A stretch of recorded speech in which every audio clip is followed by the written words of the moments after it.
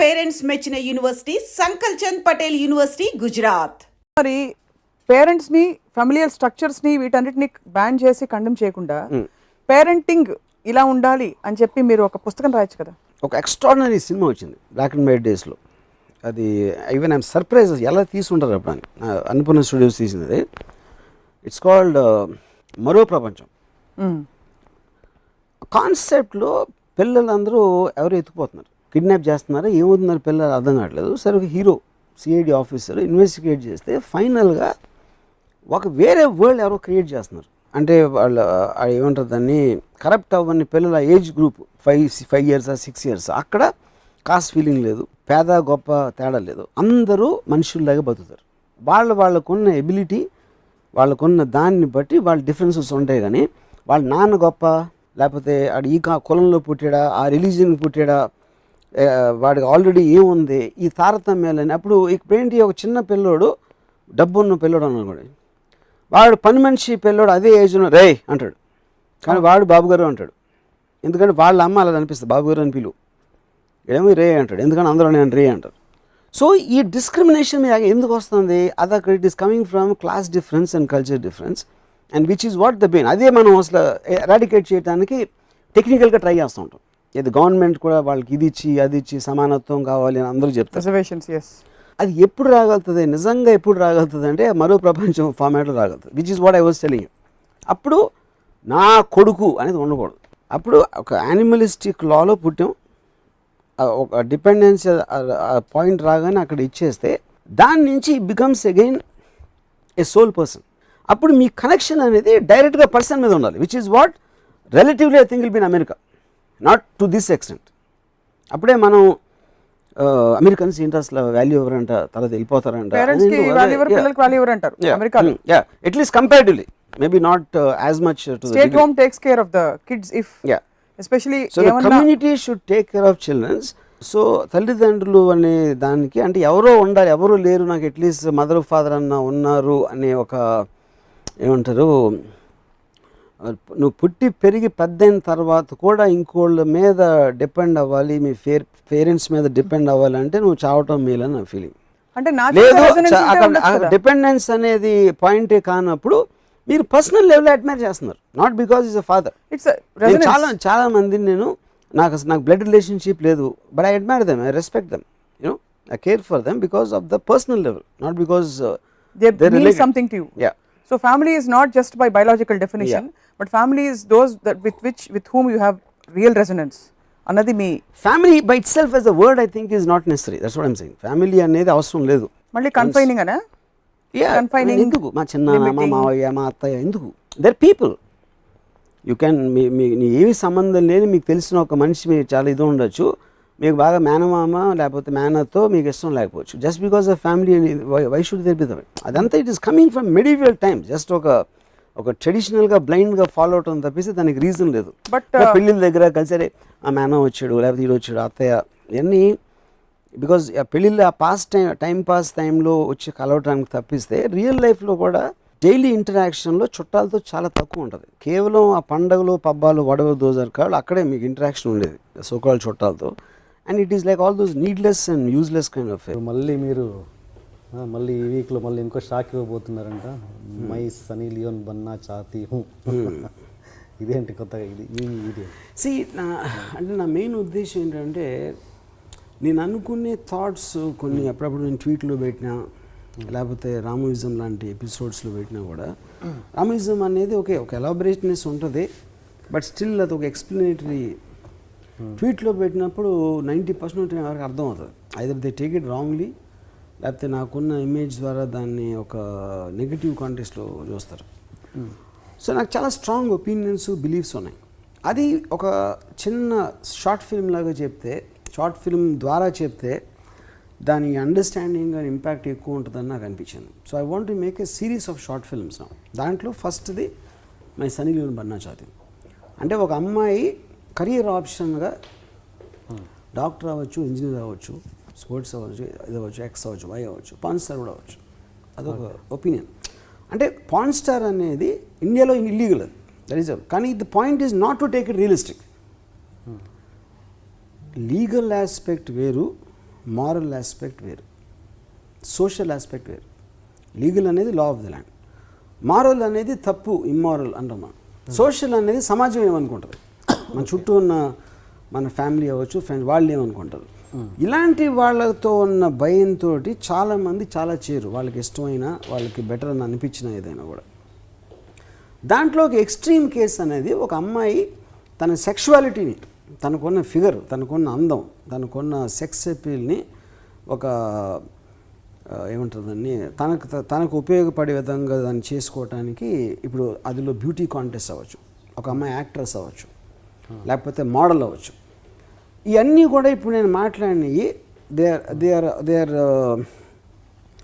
Belong to the same category of using her own beauty, her own desirability as ఆ అమ్మాయికి career కోసం use చేసుకుని సాధనలు. దాంట్లో సన్నీ లియోన్ చేసేది ఎక్స్ట్రీమ్ అంటే అప్పర్ లిమిట్ అవ్వచ్చు. అది ఒక ఎగ్జాంపుల్గా తీసుకుని దాని వెనకాల ఉన్న ఫిలాసఫీ ఏంటి అనేది దాన్ని స్టడీ చేయడానికి చేసిన reason my Sunny Leone Banna చాతి అనే షార్ట్ ఫిల్మ్. ఓకే, అని చూపించారు, చూశాను. ఓకే, థాట్ అనేది చాలా ఆలోచింపదగ్గగా ఉంది. బట్ మీరు తీసేటప్పుడు మీరు అనుకుంటారా, నా కూతురే ఆ క్వశ్చన్ నన్ను అడిగితే నా ఆన్సర్ ఏంటి? 100%. ఎందుకంటే అలా బిలీఫ్ నేను లేకపోతే నేను రాయలేదు ఫస్ట్.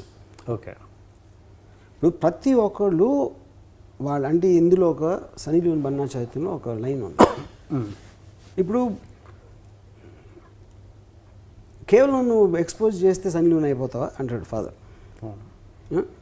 అంటే ఎక్స్పోజ్ చేసిన ప్రతి అమ్మాయి సన్నీ లియోన్ అయిపోయిందా అంటే తను ఏమంటుంది, బిజినెస్ చేసిన ప్రతి ఒక్కడు ముఖేష్ అంబానీ అవ్వలేడు. ప్రతి ఒక్కరికి కోరిక ఉంటుంది, నేను డైరెక్టర్ అవ్వాలంటే పెద్ద డైరెక్టర్ అవ్వాలని కోరుకుంటాను. సేమ్ థింగ్ ఒక కాంట్రాక్టర్ అనుకుంటాడు, సేమ్ థింగ్ ఇంకో బిజినెస్ మ్యాన్ అనుకుంటాడు, సేమ్ థింగ్ ప్రతి ఒక్కళ్ళు వాళ్ళు ఉన్న ఫీల్డ్లో బెస్ట్ అవ్వాలని కోరుకుంటారు. దాంట్లో చాలా తక్కువ మంది అవుతారు. కానీ కోరుకుంటంలో తప్పలేదు కదా, దాని మీద కృషి చేయటంలో ఎంత వెళ్ళారన్న దాని మీద మీ లైఫ్ డిపెండ్ అవుతుంది. అంతేగాని రీచ్ అవ్వాల్సింది అనేది పాయింటే కాదు, యూనో. సో అలాగే ఒక లిమిటేషన్ ఉంటుంది. ఏది లిమిటేషను? Age limitation. మీ బ్యూటీ అనేది కొంతకాలమే పనిచేస్తుంది. లిమిటేషన్ అనేది ప్రతి దాంట్లో ఉంటుంది. ఈవెన్ మీకు రిటైర్మెంట్ అవ్వచ్చు, ఒక పర్టిక్యులర్ ప్రొఫెషన్లో మీ ఏజ్ లిమిట్ దాటి మీరు పని చేయలేకపోవచ్చు, స్పోర్ట్స్ మెన్కి లిమిటేషన్ ఉంటుంది.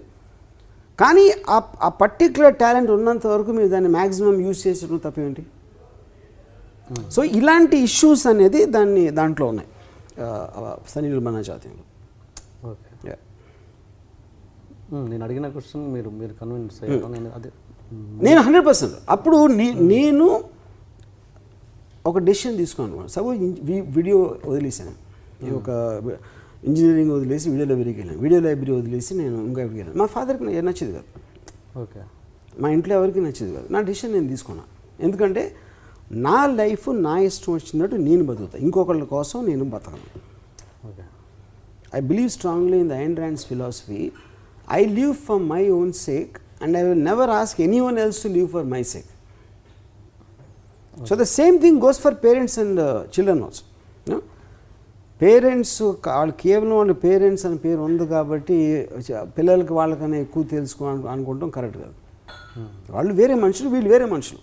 కేవలం వాళ్ళు పుట్టారు కాబట్టి వాళ్ళకన్నా కింద కాదు, వాళ్ళలాగా ఆలోచించాలన్న రూల్ లేదు. So coming back to your question, whether it's my daughter or anybody concern with me, నేను అసలు ఏ మనిషిని కూడా వాళ్ళు చేయదలుచుకుంది వద్దు అని నేను ఎప్పుడు చెప్పను. కుటుంబం అనే టాపిక్ మంచి కథ చెప్తా మీకు. అబ్బాయి పేరు రామ్ గోపాల్ వర్మ. 25 ఏళ్ళకి అతనికి పెళ్ళయింది. చక్కగా 3 పిల్లలు పుట్టారు. మామూలు పిల్లలు కాదు, వజ్రాల లాంటి పిల్లలు. పిల్లలందరూ రోజు హోంవర్క్ చేసుకుంటుంటారు ఇంట్లో. వైఫ్ని సినిమాకి తీసుకెళ్ళడం, బాధ్యతలు, కూరగాయలు తీసుకురావడం లాంటివి చేస్తుంటారు. పిల్లలు బాగా వృద్ధిలోకి వచ్చి పెద్దవాళ్ళు అయ్యారు. తర్వాత వర్మగారు పోయారు. ఎలా ఉంది స్టోరీ? మా అందరూ ఇంట్లో జరిగే స్టోరీ అది. మీకు ఎలా అనిపిస్తుంది? హారర్ స్టోరీలా ఉందా లేక? హారర్ స్టోరీ కాదు, బోరింగ్ స్టోరీ అంతే. సో కుటుంబం అంటే మీకు బోరింగా, హారరా?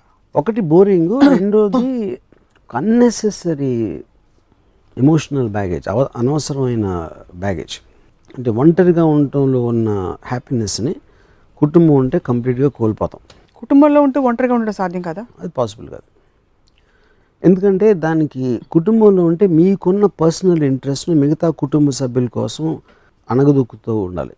అణగదొక్కలేనప్పుడు వివాదాలు వస్తాయి, గొడవలు వస్తాయి, దెబ్బలాటలు వస్తాయి, నాకు కనిపించకుండా పోని ఇలాంటి ఆస్పెక్ట్స్ అనేది నాకు చిరాకు. సొసైటీ నిలబడేదే కుటుంబ వ్యవస్థ మీద. అమ్మ నాన్న ఒంట్లో బాగాలేనప్పుడు చూసుకోవడాలు, గివింగ్, లవింగ్, షేరింగ్, హగ్గింగ్, ఇవన్నీ మీ డిక్షనరీలో లేవా? కుటుంబం డెఫినెట్గా మనం ఇంకో ఎపిసోడ్ కూడా దీని గురించి మాట్లాడడం. దాని వలన ఫ్యామిలీ అనేది it is one of the most principal elements of society particular time పీరియడ్లో ఎక్కడ ఆరిజిన్ అయినప్పుడు. కానీ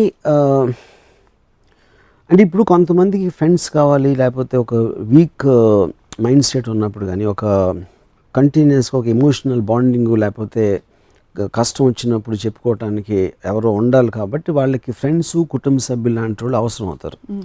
నాకు అలాంటి పరిస్థితి ఎప్పుడు రాదు అసలు. ఎందుకంటే నేను ఎప్పుడు లోగా ఫీల్ అవును, నేను ఎప్పుడు ఇంకొకటి సహాయం నేను అడగను. Very hard to believe that. లోగా ఎందుకు ఫీల్ అవ్వరు అన్నది నేను ఫీల్ అవును, ఎందుకంటే నేను ఎప్పుడు హైలో ఉంటాను. కాబట్టి ఉదాహరణకి ఇప్పుడు కుటుంబం వచ్చింది కాబట్టి నా కుటుంబంలో 2 ఎక్స్పీరియన్స్ చెప్తాను మీకు. డెల్యూజనల్ స్టేట్ అనేది ఆల్మోస్ట్ సినిమా స్టేట్ అనేది నా ఫీలింగ్. సినిమా అనేది ఎల్యూజన్, ఎందుకంటే లేనిది ఉన్నట్టు మీరు తెర మీద కనిపించడానికి ఒక భ్రమ కలగజేయడానికి ట్రై చేస్తున్నారు ఆడియన్స్కి. నేను రియల్ లైఫ్లో కూడా అదే భ్రమలో ఉంటాను. So I live in a state of cinema. It's not about I live for cinema అంటలేదు, I live in a state of cinema which actually means creating your own world. నా మైండ్లో ఒక వరల్డ్, ఒక సినిమా నడుస్తుంది, ఆ సినిమాలో నేను ఒక పాత్ర వేస్తున్నాను. అప్పుడు ఏంటి, సినిమాని నేనే తీస్తున్నాను కాబట్టి నాకు అనుగుణంగా మలుచుకుంటూ ఉంటాను. సో అప్పుడు ఇప్పుడు ఫర్ ఎగ్జాంపుల్ నేను ఒక పర్టికులర్ టైంలో నాకు డివోర్స్ అయింది. నేను నియర్లీ 6 or 7 years, నాకు సరిగ్గా గుర్తులేదు, ఆ టైం పీరియడ్లో నా డాటర్ నేను చూడలేదు అసలు. ఎందుకంటే ఇప్పుడు తను నా వైఫ్తో ఉంటాను, నేను ఎక్కడో బాంబేలో ఎక్కడ సినిమాలు చేస్తాను.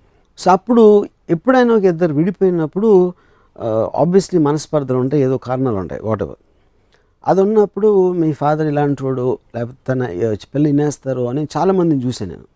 నేను కూడా అంత బ్యాడ్ కాదు, నేను మంచోడిని అని కంటిన్యూస్గా పిల్లలకి చెప్పుకుంటాను. సో అది నేను నా ప్రైమరీ ఎయిమ్ అనేది సినిమా ఒక్కటే కాబట్టి నేను ఆ టైం నేను ఇవ్వలేను, ఆ టైం నేను ఇవ్వను అని కూడా నాకు తెలుసు. అందుకని కంప్లీట్గా నేను తన్ని నా వైఫ్ దగ్గర వదిలేసాను. నేను ఎప్పుడు ఫోన్ కూడా చేయలేదు, మాట్లాడలేదు. 7 years అయిన తర్వాత, అంటే ఒక తనకి 12 or 13 వచ్చిన తర్వాత ఫస్ట్ నేను కలిసిన ఓపెనింగ్ నేను నా డాటర్ రేవతికి చెప్పింది ఏంటంటే, నువ్వు నా గురించి ఎంతవరకు ఏ విన్నా అంతకన్నా వరస్ట్ మనిషి నేను. ఎందుకంటే నేను ఎంత వరస్ట్ మనిషో వేరే వాళ్ళకి తెలిసే ఆస్కారమే లేదు, నా ఒక్కడికి తెలుసు కాబట్టి చెప్తున్నాను. ఏమైనా కూడా చాలా తక్కువ నా గురించి. నేను extraordinary selfish person, self centred person. నేను నా ఆనందం తప్పితే ఎవరి గురించి దేని గురించి నేను కేర్ చేయను. సో నువ్వు నా కూతురు కాబట్టి okay, I love you, but if you don't like me I have no problem. నాకు ఇంకోళ్ళు నాకు మీద ఇష్టపడటం నాకు ఇష్టం లేదు. ఫస్ట్ ఆఫ్ ఆల్ నేను నాకున్న కెపాసిటీలో నీకు ఏదైనా ఫైనాన్షియల్ లేకపోతే ఏదైనా కాంటాక్ట్ ఇలాంటి హెల్ప్ చేయమంటే చేస్తాను, ఎప్పుడు నువ్వు అడిగినా. కానీ నీ కోసం నా టైము, నా మెంటల్ ఎనర్జీ ఇవ్వను. నీ స్కూల్లో ఎలా చదివావో నాకు అనవసరం. రేపు నాకు ఒళ్ళు బాగోలేదంటే వచ్చి నీ పక్కనకి వచ్చి మందు తిన్నావా అని నేను అడగను. ఇప్పుడు ఎవరైనా ఇలా మాట్లాడతారా అంటే మాట్లాడుకుంటే అది నాలో ఉన్న నిజం, అది నిజం నేను చెప్పేశాను. తర్వాత తను నాకు ఫ్రెండ్ అయిపోయింది. ఎందుకంటే నేను తన కూతురులా చూడలేదు కాబట్టి ఒక మనిషిగా చూసింది. మనిషిగా చూసినప్పుడు ఆటోమేటిక్గా ఫ్రెండ్ అయిపోయింది. సో ఇప్పుడు ఇవాళ రోజున ప్రాబబ్లీ తను కూడా నా మీద జోకులు వేస్తుంది. మీడియాలో ఏదో నా గురించి ఒక ఇదొచ్చో లేకపోతే నాకు ఎవరో అమ్మాయితో అఫైర్ ఉందంటే she also jokes with me because she also mentally cut off the relationship. కానీ క్లోజ్నెస్ వైజ్గా వస్తే తనకి నాకు ప్రాబ్లీ డాటర్ ఫాదర్ కన్నా ఎక్కువ క్లోజ్నెస్ ఉంది. ఇది ఒక one example I'm trying to say. ఇప్పుడు మా ఫాదరు మదరు అంటే ఐఎమ్ గ్రోయింగ్ టైంలో చెప్పింది స్టేట్ ఆఫ్ సినిమా అనే దానికి నేను ఒక ఎగ్జాంపుల్ ఇస్తాను. ఒకరోజు నేను చెన్నై నుంచి ఇంటికి వచ్చాను. ఇంటికి వచ్చి బాంబే వెళ్ళాలి, ఫ్లైట్ లేట్ అయిందని నిద్రపోతున్నాను మధ్యాహ్నం. మా సిస్టర్ నిద్ర లేపి బుజ్జి ఫోన్ చేశాడు భీమవరం నుంచి, అర్జెంటుగా మాట్లాడాలి. బుజ్జి అని మా డిస్టెంట్ కజిన్. సో ఆడు ఫోన్ చేస్తే నన్ను ఎందుకు లేదు అంటే ఎప్పుడు నేను కలవను కూడా, బుజ్జిని చాలా రేరుగా కలుస్తున్నాను. ఆడు ఫోన్ చేస్తే నన్ను ఎందుకు నిద్ర లేపింది అని ఒక సెకండ్ అనిపించింది నాకు. సరే వెళ్ళి ఫోన్ ఎత్తే అప్పుడు ల్యాండ్లైన్ టైంలో ఫాదర్కి హార్ట్ అటాక్ వచ్చింది రమణ. సరే వాళ్ళ ఫాదర్కి హార్ట్ అటాక్ వచ్చింది అనుకుని పక్కన ఎవరైనా ఉన్నారా అన్నాడు. పక్కన ఎవరు అంటే నీకు ఈ పక్కన ఎందుకు అడుగుతున్నా, ఉన్నారు, నువ్వు బయటకు వచ్చి ఫోన్ చేయి ఎస్టీడీ బూత్ నుంచి అని చెప్పాడు. సో నేను ఫోన్ పెట్టేసి అక్కడ మా కాలనీ చివర ఉన్న ఫోన్ బూత్కి వెళ్తా ఉంటే, నడుస్తూ ఉంటే ఎందుకు నన్ను పక్కన అడిగాడు అని స్లోగా I realise that he's talking about my father. అంటే మా ఫాదర్ ఊర్లో లేరు కూడా నాకు తెలియదు అప్పుడు, ఎందుకంటే నేను ఆ రోజు పొద్దున్న చెన్నై నుంచి వచ్చాను. సో వెనకాల మా బావగారు వస్తూ ఉంటే మా బావని అడిగాను, ఏంటి నాన్నగారు ఎక్కడ ఉన్నారంటే భీమవరం లేదండి. Then I realised. నేను ఎస్టీడీ బూత్లో నుంచి ఫోన్ చేస్తే ఏంటి బుజ్జి అంటే, లేదు రాము పోయారు, ఇప్పుడు బాడీ అక్కడికి తీసుకురావాలా, మీరు ఇక్కడికి వస్తారా అడుగుదామని ఫోన్ చేశానని చెప్పాడు. సరే లేదు ఇక్కడికి తీసుకొచ్చే అని చెప్పాను. అంటే నాకు I did not feel anything at all. నేను పక్కకు తిరిగి మా బావగారు చెప్పాను, నాన్నగారికి హార్ట్ అటాక్ వచ్చిందంట అనగానే ఆయన అక్కడ రోడ్డు మీద చదివి పడిపోయారు. నేను తిరిగి ఒక 2-3 ఫోన్స్ చేసి మా అంకుల్స్కి వాళ్ళకి ఇలా వచ్చింది న్యూస్, మీరు మాత్రం ఇంటికి రావద్దు ఎవరు, నేను అమ్మని ప్రిపేర్ చేయాలని చెప్పి నేను అక్కడి నుంచి వెనక్కి నడుస్తా అమ్మకి ఎలా చెప్పాలి అనేది ఆలోచించి ఒక స్క్రీన్ ప్లే తయారు చేశాను. ఇంటికి వెళ్ళి నేను అమ్మ నాన్నకి ఏదో పెయిన్ వచ్చిందంట, నేను ఇక్కడ తీసుకొచ్చామని చెప్పాను. మన ఇక్కడ హైదరాబాద్లో బెటర్ హాస్పిటల్ ఉంటుంది కదా, దానికి అమ్మ నేను ఏం లేదని అప్పుడు నేను ఎవరినో తీసుకొస్తా ఉంటే ఎవ్రీ 20 minutes ఆడితో ఫోన్ చేస్తున్నాను, ఎంతవరకు వచ్చారు, విజయవాడ వచ్చారా, ఇక్కడ వడవర మధ్యలో ఉండే ప్లేసెస్ నుంచి. సో టోటల్ వీళ్ళందరూ చుట్టాలకు తెలిసి వచ్చిన వాళ్ళందరినీ రోడ్లకి ఆ పక్కన ఈ పక్కన ఆపించేస్తున్నాను. అండ్ ఇదంతా making a film actually. Why to create one effect on my mother, how to prepare her slowly, ఆమె సింక్ అన్ని ఎలా చేయాలని స్క్రీన్ ప్లేలో నేను డైరెక్షన్ చేస్తున్నాను. ఫాదర్ పోయారు అనేది నేనేం ఫీల్ అవ్వాలనేది అసలు నేను మర్చిపోయినాను కంప్లీట్గా. అయిపోయిన తర్వాత ఒక పర్టికులర్ టైంలో మా గ్రాండ్ ఫాదర్ వచ్చేసి, అంటే రాత్రి అయిపోయింది, అప్పటికి ఇంకా వస్తున్నారు, దారిలో ఉన్నారు, ఎలాంటివి మెయింటైన్ చేస్తారు. ఎప్పుడైతే మా గ్రాండ్ ఫాదర్ ఒక పర్టికులర్ టైంలో వచ్చి చెప్పనా అని అడిగితే వద్దు మనం లాస్ట్ మినిట్ వరకు చెప్పొద్దని చెప్పాను. తర్వాత నేను నిద్రపోయిన తర్వాత ఒక 2 o'clock రాత్రి మా కజిన్ నిద్ర లేపి కారు వచ్చింది అన్నాడు. నేను బయటకు వచ్చి కారు కొంచెం దూరం లాగుంది, మా ఫాదర్ కారు. అది చూసి ఫస్ట్ టైం నాకు స్ట్రైక్ అయింది యాక్చువల్గా, అసలు ఏంటి విషయం అనేది. అంటే సినిమాలోంచి రియల్ లైఫ్లోకి ఒక సెకండ్ వచ్చింది బయటికి. ఇమీడియట్గా లేదు కారు అక్కడికి తీసుకెళ్ళిపోండి, మనం పొద్దున్నే తీసుకొచ్చి ఇమీడియట్గా చేసి పంపించేద్దాం. ఆ కారు తీసుకెళ్ళిపోయారు. ఈ లోపల మా గ్రాండ్ ఫాదర్ చెప్పేశారు మదర్కి, తను షీ వాజ్ క్రైమ్. సో నేను వెళ్ళలేదు అక్కడికి, ఎందుకంటే I don't want to see her cry. తర్వాత పొద్దున్న అక్కడికి వెళ్ళి ఆ బాడీని బయటికి తీస్తూ ఉంటే మా సమ్ అంకుల్ ఎవరో ఉన్నారు, ఆ ప్రాక్టికల్ ఆస్పెక్ట్ ఆఫ్ బయటికి తీసుకొస్తా ఉంటే ఆ కాలు కొంచెం టేప్ పెట్టండి అంటే అలాంటిది ఒక ఇన్స్ట్రక్షన్ ఇచ్చాడు. అంటే మనం ఫర్నిచర్ ఏదో తీస్తూ ఉంటే చెప్తాం కదా, ఒక ప్రాక్టికల్ ఆస్పెక్ట్ జరపటం అనేది. అలా మా ఫాదర్ని అంటున్నాడు అని ఒక టక్కని కోపం వచ్చింది. నాకు నార్మల్గా అసలు ఎప్పుడు కోపం రాదు, కానీ నా లాజికల్ బ్రెయిన్ అదొక ప్రాక్టికాలిటీ ఇన్స్ట్రక్షన్ ఇస్తున్నాడని నాకు తెలుసు. కానీ అనే విధానంలో నాకు అక్కడి నుంచి ఐ జస్ట్ వెంట్ ఆఫ్. నేను నడుచుకుంటే ఈ బంజారాస్ రోడ్ల మీద అంతా తిరిగేసి ఒక 1 hour ఫైనల్గా ఇంటికి రీచ్ అయిన తర్వాత ఎవరో వచ్చి నాకు మా ఫాదర్ వీలు రాశారు, బాడీని హాస్పిటల్ డొనేట్ చేయాలి, ఐస్ డొనేషన్ చేయాలనేది. అది సరే నేను మా మదర్ ఏడుస్తూ ఉంటే నేను లోపలికి వెళ్ళి ఇలా నాన్నగారు ఇలా వీలు రాశారు అది ఇది అని చెప్తే, అండ్ ఆబ్వియస్లీ మిగతా చుట్టాలు అందరూ అలాంటి మామూలుగా అలౌ చేయరు కాబట్టి కన్జర్వేటివ్ పీపుల్ వాళ్ళు ఎగెయిన్స్ట్గా చెప్తున్నారు. నేను చెప్తే నీ ఇష్టం, నువ్వు తీసుకో, నువ్వే డిసైడ్ చేయాలి చెప్పింది మదర్. అప్పుడు నేను నాన్నగారు కావాల్సింది చేయాలి అని అనుకుని I went a go head and I డొనేషన్కి. సో ప్రసాద్ హాస్పిటల్ నుంచి ఎవరు వచ్చారు, 2 nurses. నాకు ఇంకా గుర్తున్నారు వాళ్ళు ఒక ఆటో దిగి ఏదో నవ్వుతా జోకులు వేసుకుంటూ లోపలికి వెళ్తారు. నేను బయట నుంచి ఉన్నాను. అఫ్కోర్స్ వాళ్ళకి 1 more patient, so they can't connect the same way. వీళ్ళ ఇంట్లో రిలేటివ్స్ ఉన్నారు, వాళ్ళు ఉన్నారు అనేది క్వశ్చన్ కాదు. సో వాళ్ళు వెళ్ళి వాట్ ఎవర్ ప్రాసెస్ అందరినీ బయటికి పంపి దానికి సంబంధించిన మెడికల్ ప్రాసెస్ చేశారు. చేసిన తర్వాత ఫైనల్గా అప్పటి నుంచి బాడీ తీసుకెళ్ళే టైం వచ్చి నేను లోపలికి వెళ్ళేసరికి మదరు బాడీ పక్కన కూర్చొని ఏడుస్తున్నారు. వీళ్ళు చేసిన ప్రాసెస్లో అది కరెక్ట్గా చేయలేదా ఏం చేయలేదా ఒక ఐలిడ్ అనేది కొంచెం తెలుసు. అంటే అది వాళ్ళ మిస్టేకా దా ప్రాసెస్ అనేది నాకు గురించి తెలియదు. అప్పుడు నాకు కోపం వచ్చింది సార్ నా మీద. అంటే పాయింట్ అంటే మా మదరు తనతోటి ఒక 40 years ఉంది. తనని ఆ పరిస్థితిలో మా ఫాదర్ని చూపించాల్సిన డెసిషన్ తీసుకుంది నేను. Of course I didn't know that's how it will be. అప్పుడు కేవలం ఒక పోయిన ఆయన మాట నిలబెట్టుకోవటం కోసం ఒక బతికినోడిని అలా సబ్జెక్ట్ చేయటం అనేది నేను ఎన్విజన్ చేయలేకపోయినా అనేది నా పాయింట్. సో అది ఐ థింక్ నేను చాలా ఫ్లాపులు తీసాను కానీ that is the biggest flop I made in my life. Flop అనేది మీ డెసిషన్ గోయింగ్ రాంగ్. సినిమా అనేది కాదు, చాలా ఉంటాయి దాంట్లో. ఇప్పుడు కూడా నేను మా మదర్ని వీళ్ళందరినీ చూస్తున్నాను కానీ ఆ రోజు రాత్రి ఒక విచిత్రమైన సౌండ్ వచ్చింది. ఏంటని చూస్తే మా బ్రదర్ ఏడుస్తున్నాడు. మా బ్రదర్ ఏడవటం నా లైఫ్లో ఎప్పుడు చూడలేదు. సో మా బ్రదర్ ఏడిస్తే సౌండ్ ఇలా వస్తుందా అంటే ఒక సౌండ్ ఎఫెక్ట్ లాగా చూస్తున్నాను. ఇది అయిపోయిన తర్వాత టోటల్గా అయిపోయింది. నేను మళ్ళీ ఒక 2 days అయ్యాక బాంబే వెళ్ళాను. నసిరుద్దీన్ షా యాక్టర్ని ఏదో దాన్ని కలవటానికి వెళ్తే నసిరుద్దీన్ షా సడన్గా అరే రాము ఇప్పుడే విన్నాను అంటే ఆబ్వియస్లీ హిందీలో జరిగింది కాన్వర్జేషను, మీ మదర్ పోయారంట కదా, ఐఎమ్ వెరీ సారీ అంటే.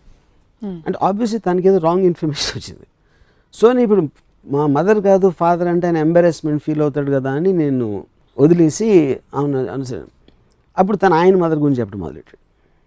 అంటే అప్పుడు నేను చెప్పడం మానేశాను కాబట్టి మళ్ళీ మీ మదర్ వయసు ఎంత, మదర్ పేరు ఏంటి, ఈ కాన్వర్జేషన్ ఎక్కడికి వెళ్ళిపోయింది. ఇప్పుడు మధ్యలో నేను చెప్తే లేదని మదర్ కాదు ఫాదర్ అంటే ముందు ఎందుకు చెప్పలేదు. అంటే it almost became a inefficient comedy in a sense of the word. అది అయిపోయింది. దాని తర్వాత నియర్లీ 7 years అయిన తర్వాత ఒకరోజు నానా పాటేకర్ ఇంట్లో పూణేలో కూర్చుని అబ్ తక్ చెప్పన్ స్టోరీ గురించి డిస్కస్ చేస్తాం. నేను నానా పాటేకర్, ఒక రైటరు, ఒక అబ్ తక్ చెప్పన్ డైరెక్టర్ షిమిత్ అమీన్. ఏదో అందులో నానా పాటేకర్ వైఫ్ చచ్చిపోయినప్పుడు ఏమవ్వాలి సీన్లో రియాక్షన్ అనేది డిస్కస్ చేస్తా నానా పాటేకర్కి నేను చెప్పాను ఇన్సిడెంట్ మా ఫాదర్ గురించి. చెప్పినప్పుడు ఆ చెప్తా మధ్యలో స్టార్ట్ క్రై. అంటే నియర్లీ 7-8 years తర్వాత అంతవరకు ఏడవలేదు. అంటే అది సినిమా నుంచి బయటికి రావటమా వేరే కాంటెక్స్ట్లో నేను ఆ మెమరీ అంతవరకు ఎప్పుడు నేను ఫీల్ అవ్వలేదా? I find it very difficult to understand ఏంటి దానికి రీజన్ అనేది ఎలా ఉంటుంది, ఎందుకు వస్తుంది అనేది till today I can't understand that. So ఒక విధంగా చూస్తే మా ఫాదర్ పోయినప్పుడు ఏమీ ఫీల్ అవ్వకుండా నేను స్టోరీలు చేస్తున్నాను, స్క్రీన్ ప్లేలు చేస్తున్నాను, క్యారెక్టర్స్ క్రియేట్ చేస్తున్నాను, అబద్ధాలు చెప్తున్నాను, దాంట్లో బిజీగా ఉన్నాను. దాని తర్వాత నసిరుద్దీన్ షాతో మాట్లాడితే ఒక విధమైన కామెడీలాగా చూస్తున్నాను దాన్ని. ఇవన్నీ అయిపోయి ఇంకోటి ఏంటి ఒక చాప్టర్ మర్చిపోయాను. మా మదర్కి నేను ఫోటోలు ఏం పెట్టదు మా ఇంట్లో, ఆ దండలు అన్నీ వేసి నాకు ఇష్టం ఉండదు. ఆ 10వ రోజు 13వ రోజు నాకు వద్దు. వాళ్ళందరూ వచ్చేవాళ్ళు మళ్ళీ వెళ్ళాలని వస్తారు, ఎవరికి ఏం ఫీలింగ్ ఉండదు. అండ్ నాకు ఈ చైర్లో వాట్ ఎవర్ అది వద్దు. Let's remember him for the happy times. అసలు ఆయన ఉన్నారు అని మనం అనుకుని అలా ఉందాం, ఆయన గురించి ఆలోచించి అది చెయ్యొద్దు అని మా అమ్మకు ఒక లెక్చర్ ఇచ్చాను. లెక్చర్ ఇచ్చిన తర్వాత నెక్స్ట్ డే మళ్ళీ మా అమ్మ యాడ్ అవుట్ అయినాను. నా లెక్చర్ పని చేయలేదని నాకు కోపం వచ్చింది. ఇంత చెప్పినా కూడా అర్థం చేసుకోలేదండి. సో ఇలాంటి ఆస్పెక్ట్స్ అన్నీ జరిగినాయి ఏది ఈ ఇయర్స్లో.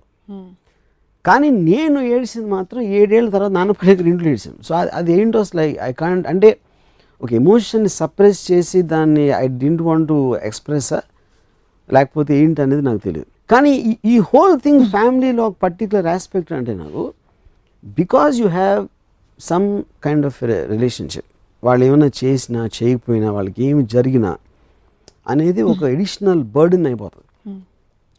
ఆ బర్డెన్కి సమానంగా ప్లెజర్ వస్తుందా రాదా అనేది నాకు తెలియదు. అదంటే జనరలైజ్ చేయలేం. అది ఈచ్ ఫ్యామిలీలో ఒక డిఫరెంట్ ఆస్పెక్ట్ ఉంటుంది, దాని వాళ్ళకున్న ఎక్స్పీరియన్సెస్ బట్టి, ఆ ఫ్యామిలీలో ఉన్న మనుషులు బట్టి. సో నాకు జనరల్గా ఇప్పుడు నేను చుట్టాలు కానీ లేకపోతే అసలు ఎప్పుడు వెళ్ళను, ఎవరింటికి నేను వెళ్ళను. ఒక ఫ్యామిలీ అనే ఒక యూనిట్ ఉంటేనే అసలు నేను ఒక ఏముంటుందని. ఇప్పుడు బాంబేలో నా కజిన్ ఒకడు ఉన్నాడు, నా బిల్డింగ్లో ఉంటాడు. నేను సాధారణంగా నా దగ్గర రమ్మంటాను కానీ వాళ్ళ ఇంటికి నేను వెళ్ళను. ఎందుకంటే ఇంటికి వెళ్ళేటప్పటికి ఆ కిచెను ఇది ఫ్యామిలీ తాలూకు అట్మాస్ఫియర్ ఉంటుంది కదా, అసలు ఐ కాంట్ స్టాండ్ దట్. నాకు ఇంకోటి పిల్లలు అంటే ఇష్టం ఉండదు. పిల్లలు ఎందుకు ఇష్టం ఉండదు అంటే 2 కారణాలు. ఒకటి వాళ్ళ వల్ల నా ఏజ్ గుర్తొస్తుంది అని హేట్ టు ఫీల్ ఓల్డ్ ఒకటి. రెండో పాయింట్ ఏంటంటే వాళ్ళు ఉంటే నా మాట ఎవరు వినరు. And I like to be the centre of attention, నేను ఎక్కడ ఉంటే అక్కడ. సో అప్పుడు నేను పెద్దవాళ్ళతో మాట్లాడుతూ ఉంటే వాళ్ళు వింటారు. చిన్న పిల్లలు అంటే బుయ్యి బుయ్యి కుయ్యి అని ఆడేదా అంటే ఇంకా వాళ్ళు చచ్చినట్టు ఆడి చూస్తారు. సో పిల్లలు కుక్కలు ఉంటే నేను వెళ్ళను, ఎందుకంటే అటెన్షన్ వాళ్ళ మీద ఎక్కువ ఉంటుంది నా దగ్గరగానే. సో ఒకటి ఆస్పెక్ట్, నేను ఒక కోల్డ్ బ్లడెడ్గా నా డాటర్తో చెప్పిన ఒక aspect. Second aspect, my father incident in terms of what all can come because of that. Third is as a unit by it self, that atmosphere I don't like. You don't like. మీలో మీరు తగ్గిపోయింది అనుకునే emotion మీ daughter విషయంలో కనిపించింది. మీ father గురించి మాట్లాడుతున్నప్పుడు almost మీరు కళ్ళలో నీళ్ళు వస్తున్నాయని చూడాల్సి వచ్చింది. అంటే అంత టైమ్ అండ్ స్పేస్లో మీరు ఇన్వాల్వ్ అయిపోయి ఉన్నారు. సో నిజంగా మీరు కుటుంబం ఇష్టం లేదు అని మేబీ వ్యవస్థ పరంగా మనిషి ఫ్రీడమ్ని కట్టేలు చేస్తున్న ఒక పెరిఫరల్గా ఇష్టం లేదేమో, కానీ బాంధవ్యాలకి మీరు వ్యతిరేకం అని అనిపించట్లేదు. ఈ వ్యతిరేకం మళ్ళీ ఎగ్జాంపుల్స్ చెప్తాను. ఎందుకంటే నాకు ఈ బంధాలు లేనప్పుడు ఈ ఫీలింగ్ ఉండాల్సిన అవసరం లేదు. అప్పుడు నేను ఫుల్ హ్యాపీగా ఉండొచ్చు, ఇంకా హ్యాపీగా ఉండొచ్చు. Of course.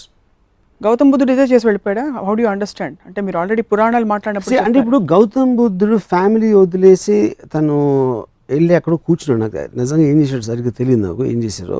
అంటే అప్పుడు ఏదో ఏమంటారు దాన్ని, యోగి అయిపోయి స్మరణ ఏమైనా చేశారా, I'm not very sure about that. కానీ నేను కుటుంబం వదిలేసి నేను భోగ విలాసాలకు అలవాటు పడిపోయాను. So I can't be compared with Gautam బుద్ధుడు. You went after something, he went after something else. But I went after wine and women, he went after God. Please subscribe to iDream. For more videos, please subscribe to iDream. నేను మీ Jabardasth Naveen. For more videos, please subscribe to iDream. For more videos, subscribe to iDream. For more interesting videos, please subscribe to iDream. Hi, this is Anil Ravipudi. For more videos, please subscribe iDream Media. This is Manjula. For more videos, please subscribe iDream. For more videos, please subscribe to iDream channel. Don't miss it. అక్కడ ఒక గంట symbol ఉంటుంది, దాన్ని లాగి కొట్టండి, మర్చిపోదు. ఓకేనా? Subscribe to iDream.